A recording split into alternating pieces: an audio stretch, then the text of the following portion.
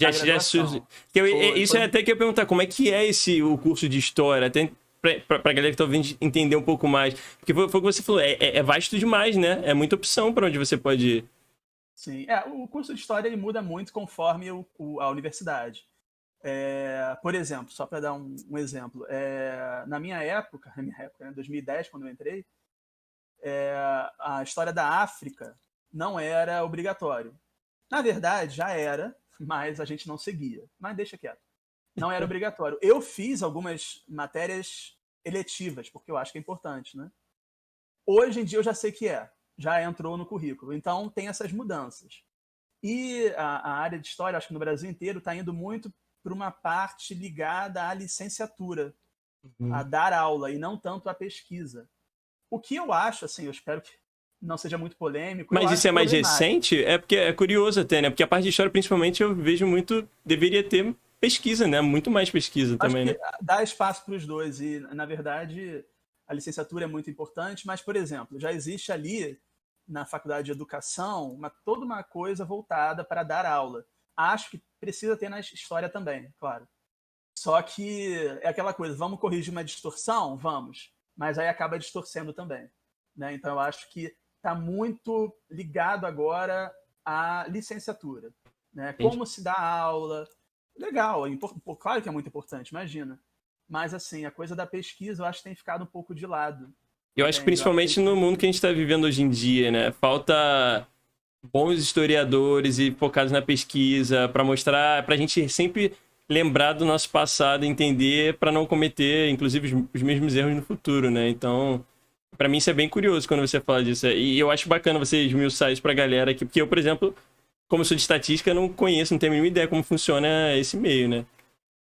sim, Você na sua, desculpa, Gui. Você na sua experiência, então, focou sempre na parte do estudo. Ou você teve experiência também dando aula na parte de licenciatura? Como é que foi? Na época da graduação, eu fui monitor de 2 cursos pré-vestibulares, né? Foi uma experiência boa.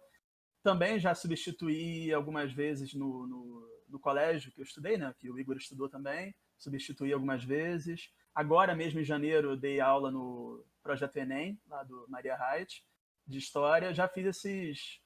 E, desde o ano passado, eu sou professor da rede de Maricá, né? De História de Maricá. Então, assim, essas foram as principais experiências. E eu quero seguir, eu quero, enfim, continuar dando aula. Eu acho maravilhoso, eu amo dar aula, mas nunca abandonar a pesquisa, né? Porque eu acho que a gente tem muita opinião, sabe? Facebook, então, Twitter, mas é preciso ter um pouco mais de... Embasamento, né? Exato, o que é aquilo, tá? Para não ser só uma mesa de bar, entende? Para ter uma coisa... Porque se a gente diz, a gente defende que a história é uma ciência, a ciência não se faz em mesa de bar, né? A ciência se faz através de pesquisa. Exatamente. Então, eu não quero nunca abandonar a pesquisa, assim, de maneira nenhuma. Mas Mas conciliar com dar aula. Eu ia falar isso. Dá em tempo? Não tenho noção. É possível, com certeza. Eu só não queria perder o fio da meada, que a gente acabou entrando ali no comecinho da graduação, então. Me conta pra gente como é que foi que você apareceu a política pra você, que você determinou que aquele já seria o caminho. Quando você falou, eu já achei que isso foi lá na frente, mas não, foi no início da graduação.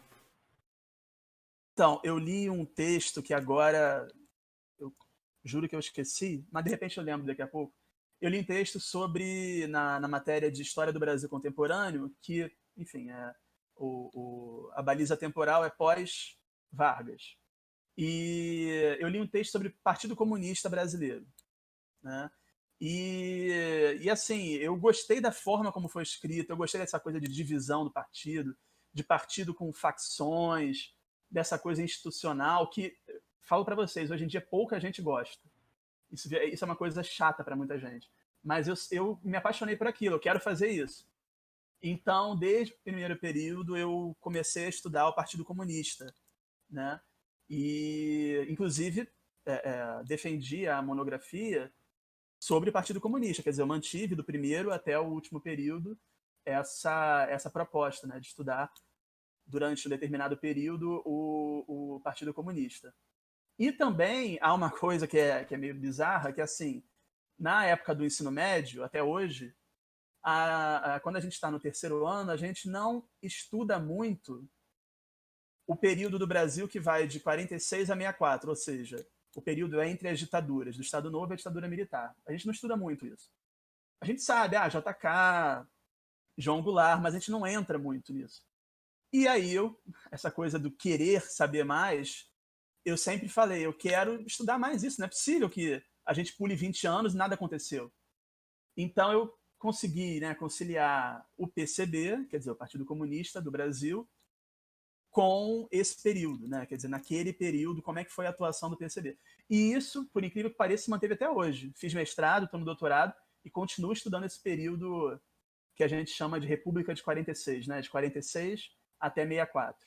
Que é, aí vocês podem perguntar, mas por quê? Sei lá, eu gosto, assim, eu gosto desse período. Entendeu? Porque eu acho assim, se a gente está no período entre ditadura, o que aconteceu de continuidade da ditadura anterior e o que a gente pode investigar do que aconteceria na ditadura seguinte. Não pode simplesmente apagar.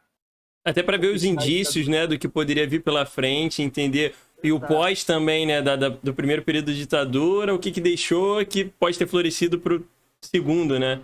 Então, realmente, esses meios do caminho também têm a sua total importância e, como você falou, não olham muito, né?